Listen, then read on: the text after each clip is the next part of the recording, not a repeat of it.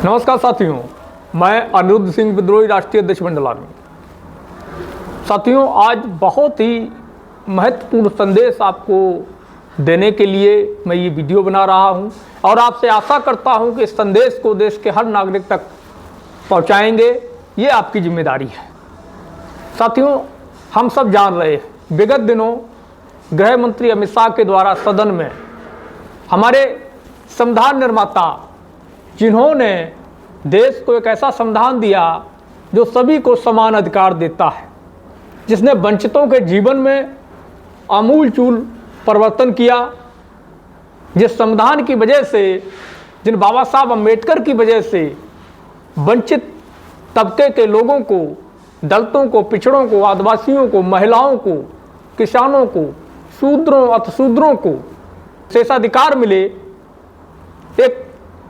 अच्छा जीवन जीने का अधिकार मिला, शिक्षा हासिल करने का अधिकार मिला, रोजगार करने का अधिकार मिला, व्यापार करने का अधिकार मिला, सेना में भर्ती होने का अधिकार मिला, नौकरियों में जाने का अधिकार मिला, अच्छा मकान बनाने का अधिकार मिला,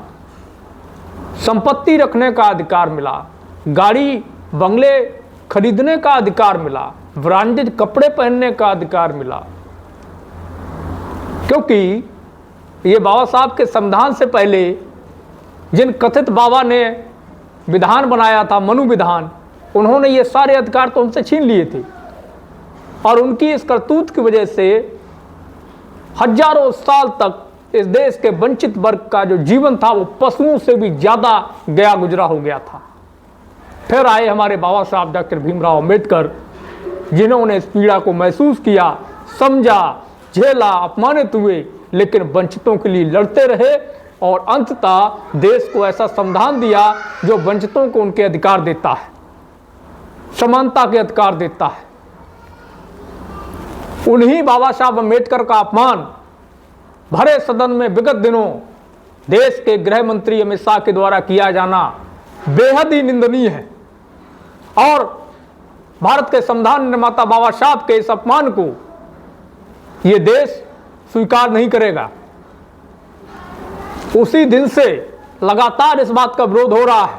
सोशल मीडिया पर विरोध जताया जा रहा है, सड़कों पर विरोध जताया जा रहा है। आज भी कई जगह समाजवादी पार्टी और कांग्रेस व अन्य पार्टियों ने लगातार इसको लेकर के विरोध प्रदर्शन किए हैं।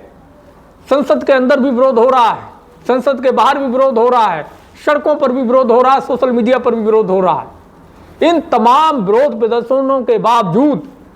देश के गृह मंत्री अमित शाह और संविधान व बाबा साहब की धुर विरोधी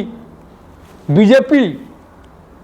अपनी गलती को स्वीकार कर माफी मांगने के लिए तैयार नहीं है। इसलिए देश भर में वंचितों के हितार्थ काम करने वाले संगठनों के प्रतिनिधियों ने मिलकर के एक विचार किया और एक साझा कोल बाबा साहब के अपमान के विरोध में पूरे देश के अंदर देशव्यापी आक्रोश प्रदर्शन की कोल देना सुनिश्चित किया। साथियों, इसको लेकर के जो वार्ता हुई मैं आपको बता देता हूं।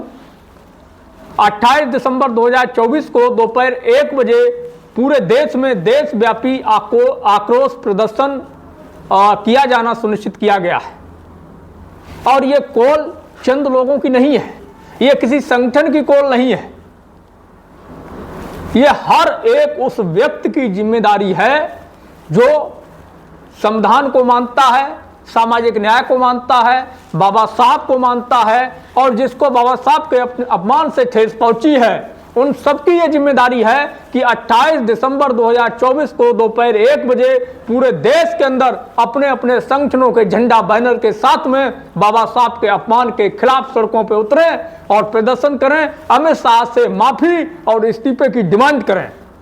क्योंकि बाबा साहब का अपमान नहीं सहेगा ये भारत देश महान। किसी भी सूरत में हम अपने संविधान निर्माता, अपने उद्धारक, अपने भगवान, अपने महानायक का अपमान स्वीकार नहीं कर सकते। इस साझा कोल में महती भूमिका निभाने वाले आदरणीय अशोक भारती जी, राष्ट्रीय अध्यक्ष नैकडोर, जो दलित पिछड़ा आदिवासी संगठन का संचालन करते हैं, नितिन राउत जी भाई MLA और पूर्व मंत्री महाराष्ट्र सरकार आदरणीय एडवोकेट राजेंद्र पाल गौतम जी, पूर्व मंत्री दिल्ली सरकार और राष्ट्रीय अध्यक्ष जय भीम मिशन बहन सुभाषिनी शरद यादव जी, राष्ट्रीय संयोजक सामाजिक न्याय मोर्चा जो मंडल मसीहा शरद यादव की बेटी हैं, भाई जिग्नेश मेवानी जी एमएलए और राष्ट्रीय अध्यक्ष राष्ट्रीय दलित अधिकार मंच, और आपका भाई अनिरुद्ध सिंह विद्रोही राष्ट्रीय अध्यक्ष मंडल आर्मी, मेरा भी इसमें समर्थन है। हम भी सड़कों पर उतरेंगे और आप सभी से ये अपील करते हैं कि बाबा साहब का अपमान यदि आज आप बर्दाश्त कर लेंगे तो ये मान लीजिएगा कि आप जीवन में कभी भी सर उठाकर के नज़र मिलाकर के समाज के सामने बात करने की स्थिति में नहीं रहेंगे। तो आज ये वक्त है कि हम इन नारंगियों को, इन मनवादियों को मुंह तोड़ जवाब दें, ताकि पुनः ये किसी बहुजन महापुरुष का अपमान करने की सोचने से पहले भी 1000 बार सोचें। पुनः कभी भी इनके मन में जब ख्याल आए बाबा साहब अम्बेडकर के अपमान का या फिर किसी भी बहुजन महापुरुष के अपमान का, तो इनकी रूह कांप जानी चाहिए, ये सोच करके कि अगर हमने गलती से भी गलती की तो देश का अम्बेडकरवादी बहुजन समाज सड़कों पर उतर करके हमारा मुखर विरोध करेगा। साथियों, मेरी आपसे हाथ जोड़ करके अपील है, ये जो हमने नाम गिनाए हैं ये विमर्श हुआ है, ऐसा नहीं कि ये इनकी ही कॉल है या इनकी ही जिम्मेदारी है। जैसे ही हमें ये पता चला हमने तुरंत स्वीकृति दी और हम इसमें शामिल हुए। इसी तरीके से आप इस मैसेज को फॉरवर्ड करिए और अपनी तरफ से आप चाहें तो अपने संगठन के लेटर हेड पर अपने संगठन के नाम से 28 दिसंबर 2024 को दोपहर 1 बजे देशव्यापी आक्रोश प्रदर्शन की कॉल अपने संगठन के लेटर के जरिए भी जारी कर सकते हैं। ये हम सबकी साझा जिम्मेदारी है। बाबा साहब अम्बेडकर किसी एक समुदाय या समाज के नायक नहीं थे, किसी एक जाति के नायक नहीं थे। बाबा साहब अम्बेडकर संपूर्ण वंचितों के नायक थे, समस्त पिछड़ों के नायक थे, समस्त दलितों के नायक थे, समस्त आदिवासियों के नायक थे, उन सभी कौमों के नायक थे जिनको प्रताड़ित किया गया, जिनको प्रताड़ना झेलनी पड़ी, जिनको वंचना झेलनी पड़ी, वंचित रखा गया, जिनके अधिकारों का दोहन किया गया। बाबा साहब अम्बेडकर महिलाओं के भी महानायक हैं। तो इसलिए हर एक भारतीय की ये जिम्मेदारी बन जाती है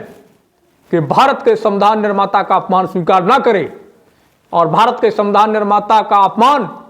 भारत के गृह मंत्री के द्वारा किया जाना बेहद निंदनीय है।